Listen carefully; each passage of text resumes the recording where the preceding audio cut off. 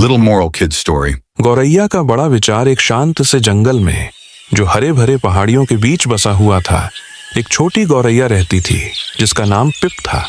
पिप बाकी गौरैयाओं से थोड़ी अलग थी।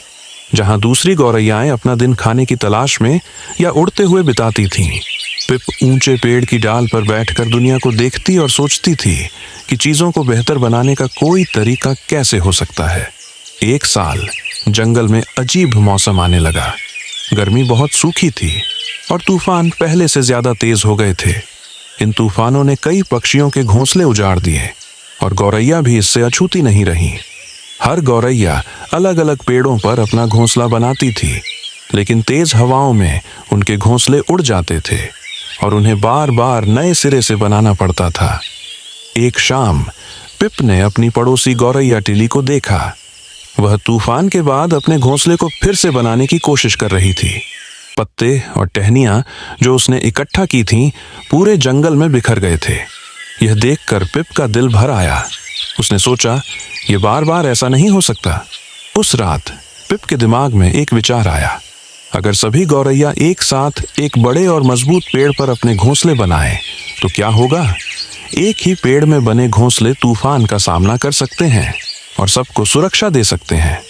अगली सुबह पिप ने अपना विचार बाकी गौरैयाओं को बताया। उसने कहा, क्यों न हम जंगल के सबसे ऊंचे और मजबूत पेड़ को चुनें और वहां अपने घोंसले साथ साथ बनाएं। अगर हम मिलकर काम करेंगे तो हम एक ऐसा घर बना सकते हैं जो हमें तूफान से बचा सके। शुरुआत में गौरैयाएं झिझकीं।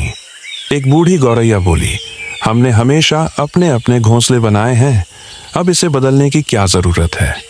एक और गौरैया ने कहा, अगर सबके लिए जगह न हो तो? लेकिन पिप ने हार नहीं मानी। उसने समझाया कि टीम वर्क से उनके घोंसले मजबूत होंगे और एक साथ रहने से तूफानों में ज्यादा गर्मी और सुरक्षा मिलेगी। धीरे धीरे गौरैयाओं को पिप के विचार में समझ आने लगी। पक्षियों ने जंगल के बीचों बीच सबसे ऊंचे ओक के पेड़ को चुना। मिलजुल कर उन्होंने टहनियां, पत्ते और काई इकट्ठा की।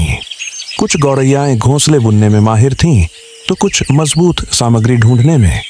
यहाँ तक कि सबसे छोटी गौरैयाएं भी छोटी छोटी काई इकट्ठा कर घोंसलों को आरामदायक बनाने में मदद कर रही थीं।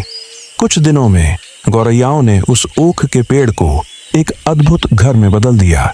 हर शाखा पर कई घोंसले थे जो मजबूत टहनियों और लताओं से जुड़े हुए थे। गौरैयाओं ने खुशी से चहकते हुए अपनी मेहनत को सराहा। जब अगला तूफान आया तो सभी गौरैया अपने नए घर में एक साथ दुबक गईं। ओक का पेड़ झूला, लेकिन मजबूती से खड़ा रहा और घोंसले सुरक्षित रहे। महीनों में पहली बार किसी भी पक्षी का घोंसला नहीं उड़ा।